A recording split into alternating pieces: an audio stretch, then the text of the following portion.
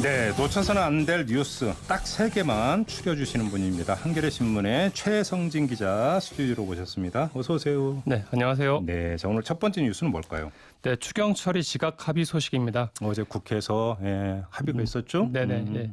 어제 여야 3당 원내대표가 만나 7월 임시국회를 여는데 합의했죠. 네. 핵심은 추가 경정 예산안 처리와 안보국회 가동을 맞바꾸는 이른바 이제 국회 정상화 빅딜에 합의했다는 내용입니다. 네.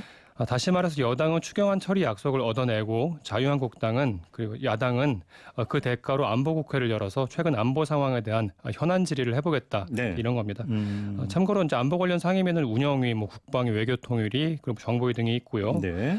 만약 여야 합의가 이제 그대로 지켜진다면 추경안 처리는 이번 주 목요일 이제 8월 1일이 되는데요. 네. 목요일 날 처리될 예정입니다. 본회의가 이제 이때 열릴 예정이죠. 합의에 네네. 따르면. 네네. 근데 지금 자유한국당이 좀 입장을 바꾼 거 아닌가요? 그 이유가 뭘까요? 원래 추경안 처리 국면에서 칼자루를 쥐는 건 야당 쪽이죠.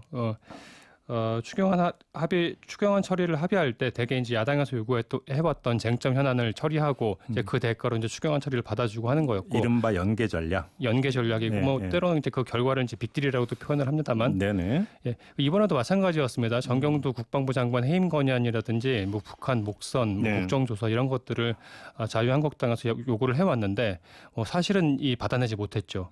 어제 나경원 원내대표가 이 추경안 처리 합의 사실을 발표한 다음에 이제 기자들하고 만난 자리에서 네. 포기하는 건 아니고 잠시 보류다. 이제 국정조사라든지 해임 건의안, 해임 처리. 건의안 등에 대해서 보류한 거다라고 얘기했는데 사실 이제 추경안 처리라고 하는 지렛대가 이제 사라진 마당에 네. 이제 그 해임 건의안 같은 것들을 사실 여당으로부터 얻어내기 어렵죠. 이제 어쨌든 자유한국당은 그동안 작년 추경을 한번 이제 생각해 보면은 자유한국당에서는 그 추경안 처리해주는 대가로 그때 얻어냈던 게 드루킹 특검을 얻어냈었거든요. 아, 예. 그때랑 이제 비교해 보면은 이번에는 좀 크게 얻어난 게 없다라고 볼 수 있을 텐데 이번에 상황이 좀 달라진 거는 요 지점을 좀 염두에 둬야 될 것 같습니다. 일본의 수출 규제라고 하는 어떤 메가톤급 변수가 돌출했죠. 이제 불거졌는데 그게 이제 실체적 진실이든 아니면 오해에서 불거졌든 자유한국당 이퀄 친일이라고 하는 프레임으로부터 지금 자유한국당이 자유롭지 못한 상황에서 여론 조용이 안 좋다. 그렇죠. 예. 이 추경안 처리라고 하는 거를 계속 붙잡고 있기가 자유한국당으로서는 조금 부담스러울 수밖에 없는 그런 상황이었다고 볼 수 있을 것 같습니다. 결국은 그런 걸 보면 다시 그 말이 떠오릅니다. 정당이 무엇이냐? 그거는 바다 위에 떠 있는 배와 같다. 네네. 바다의 물결이 어디로 흐르는지에 따라서 네. 배의 움직임도 달라진다.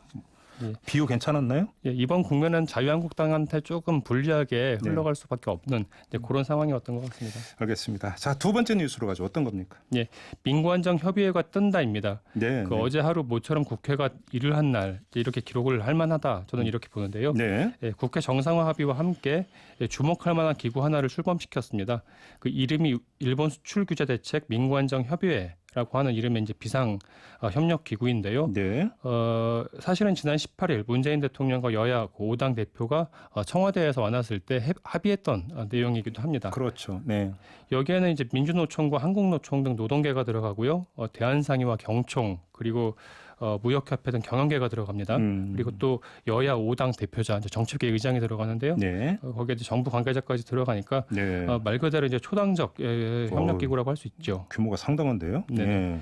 서울신문은 오늘 일면에서 이제 역대급 민관정 협의회가 뜬다 이제 이렇게 제목을 뽑았던데 네. 이렇게 다양한 주체가 참여하는 기구가 만들어지기는 처음으로 그만큼 일본 경제보복 사태가 범국가적 비상현안이라고 하는 의미로 해석된다 이렇게 짚었습니다. 아니 범국가적 기구가 만들어진 거야 뭐 반길 만한 일이죠. 뭐 이거에도 반대할 사람은 아무도 없을 것 같은데 이제 문제는 생산성 아니겠습니까? 어떤 일들을 하게 되는 겁니까? 여기서? 오늘 한 이제 경제지에서 사설로 이제 민관정 협의회 꾸린 건 좋은데 어떤 실질적 해법을 여기서 마련을 해야 된다 이렇게 주문을 하고 있더라고요. 예. 다만 이제 어떤 구체적인 의제라든지 일정 같은 것들은 아직 결정되지는 않았어요. 이제 이르면 오늘 이제 논의를 다시 해서 네. 발표를 할 것으로 보이는데 네. 저는 이 기구를 이제 협의기구인데요. 네. 이 기구를 출범한 것 자체가 가장 큰 성과로 남을 가능성이 높다 이렇게 봅니다. 이것이 또 일본에게 전하는 메시지도 있죠. 그렇죠. 대외적 메시지의 측면이 있죠. 그럼요. 예. 우리 이제 민관정 말 그대로 노동계와 재계 여당과 야당이 일본 수출 규제라고 하는 어떤 그 비상 상황에 맞서서 한 목소리를 내겠다라고 하는 메시지를 전달하는 측면이 분명히 있고요. 네. 그리고 또 어제 이 협의회에 참여하게 되는 이제 한 정치권 인사하고 잠시 이제 퇴근길에 통화를 했었는데 그 인사의 분석도 비슷하더라고요. 근데 네. 본인이 거기 협의기구에 참여하게 되긴 하지만 예. 사실은 이 협의기구에서 논의할 수 있는 내용에 대해서는 조금 한계가 있을 것으로 본다. 이제 이런 말을 하더라고요. 왜요? 어떤 점에서? 그 최근 이제 일본 수출 규제에 대한 대안으로 논의가 되고 있는 것들이 반도체 소재, 부품, 국산화 아니겠습니까? 네. 국산화라고 하는 거에 대해서는 다들 동의를 하죠. 근데 시간이 좀 걸리죠. 네, 그렇죠. 예. 그리고 또 이 국산화를 놓고 또 재계라든지 경영계가 요구하는 게 다르고 이 중소기업이 또 요구하는 것들이 다르죠. 예. 재계와 뭐 자유한국당 어제 박맹호 사무총장 기자들하고 만난 자리에서도 그렇게 얘기를 했다고 하던데 예, 부품 소재 국산화를 위해서는 수출 규제 완화가 필요하다 네. 이런 얘기를 했었거든요. 이제 앞으로 이제 그 협의기구에서도 그런 규제 완화를 논의하게 되기를 바란다 이런 취지의 발언을 했었는데 네. 중소기업은 그렇게 생각 안 할 거라는 얘기죠. 대기업이라든지 중소기업의 이해관계가 다른 지점은 중소기업에서는 이 부품 소재 국산화를 하고 싶어도 네. 대기업이 협조적으로 나오지 않기 때문에 예. 다시 말해서 이 대기업의 갑질이 이제 개선되지 않으면 이 국산화하는데도 좀 어려움이 있을 수밖에 없다. 이런 입장을 갖고 있어서 사실은 이제 구체적 해법을 여기서 만들어낼 수 있을까 하는 그 지점에 대해서는 좀 조심스럽게 접근을 해야 된다고 봅니다. 그냥 이제 정리하자면 한 고비만 넘었을 뿐이다. 네네. 이렇게 봐야 되겠네요. 네네. 또 넘을 고비는 있다 이런 얘기가 되는 것 같습니다. 그래도 예. 일단 첫 발을 뗀 게 어디겠습니까? 예. 뭐 평가를 해야 되겠죠. 예, 협의를 해봐야죠. 자 마지막 세 번째 뉴스는요. 예, 사면초가 김성태입니다. 네. 그 일주일 전 그 뉴스 세계를 통해서 김성태 자유한국당 의원이 자녀 채용 비리 혐의로 불구속 기소됐다는 소식을 전해드렸는데요. 네. 그 어제 언론 보도를 통해서 검찰의 공소장 내용 일부가 공개됐습니다. 네. 한겨레 보도인데요. 네. 김 의원이 2011년 3월 서유열 전 KT 사장을 만나 자녀의 채용을 청탁할 때 우리 딸이 체육 스포츠학과를 나왔는데 KT 스포츠단에서 일할 수 있는지 알아봐 달라 네. 이렇게 직접 딸의 이력서가 담긴 봉투를 전달했다는 내용입니다. 아주 구체적이었군요. 네네. 네. 그 김성태 의원 채용 비리 의혹이라면 크게 두 가지인데요. 네. 하나는 2011년 3월 그 계약직 채용 당시 부정한 청탁이 있지 않았냐는 것, 안 했냐는 것. 네. 그리고 다른 하나는 그 이듬해 정규직 공채 당시 제대로 된 지원과 이 전형 과정을 거치지 않았다는 겁니다. 그렇죠. 예. 이번 공소장 내용을 통해서는 2011년 이 계약직 채용 당시의 문제가 그 어떤 문제가 있었는지 그 예. 정황이 좀 더 구체적으로 드러났다 이렇게 볼 수 있을 것 같습니다. 김성태 의원 본인은 뭐라고 반박을 했어요? 김성태 의원실에서도 어제 바로 입장 자료를 냈는데요. 네. 검찰의 공소장은 그 검찰의 이제 말 그대로 일방적인 주장일 뿐이다라고 네. 하는 점을 강조를 했습니다. 사실 이 부분은 뭐 김성태 의원 쪽에서는 당연히 이렇게 주장을 할 수 있는 내용이죠. 네. 그리고 아울러 어제 그 언론에 주로 소개된 내용이 2011년 계약직 채용에 관한 부분이었는데요. 네. 이 부분은 공소시효가 지난 일이라고 하는 점, 이제 그 부분을 다시 한번 강조를 했어요. 2011년이면 7년이 지났죠. 예. 7년이 지났기 때문에 공소시효가 지난 건 맞고요. 네. 그리고 뭐 공소시효 지났다는 얘기뿐만 아니라 그 당시에 자신이 그 서유열 전 KT 사장을 만나서 네. 딸의 채용을 청탁한 일도 없고 뭐 지원서를 건넨 일도 없다.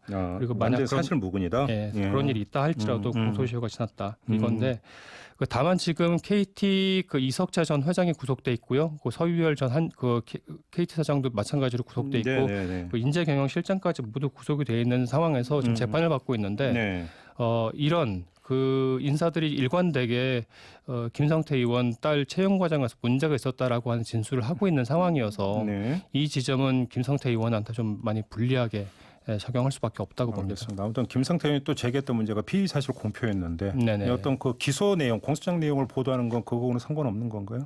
그것도 역시 피의사실 공표와 관련이 있다고 봐야죠. 근데 대표적인 피의사실 공표입니다만 저번에 이제 그 하승수 변호사 말씀으로는 기소 단계에서의 어떤 발표나 이거 네네. 같은 경우는 그거하고는 상관없다 또 이렇게 이야기를 해서 한번 좀 여쭤봤던 건데. 네, 수사 결과 발표하는 건 또 피의사실 공표와는 관련이 없다고 보는 게 맞겠죠. 알겠습니다. 아무튼 4723님은 최성진 기자님 씩씩한 목소리 좋습니다. 방송에 적응하신 듯 이렇게 문자를 보내주셨네요. 기분 좋으십니까? 네, 좋습니다. 네, 여전히 씩씩하게 씩씩한 내일을 기약하면서 마무리하겠습니다. 지금까지 한겨레 신문 최성진 기자였습니다. 수고하셨어요. 네, 고맙습니다.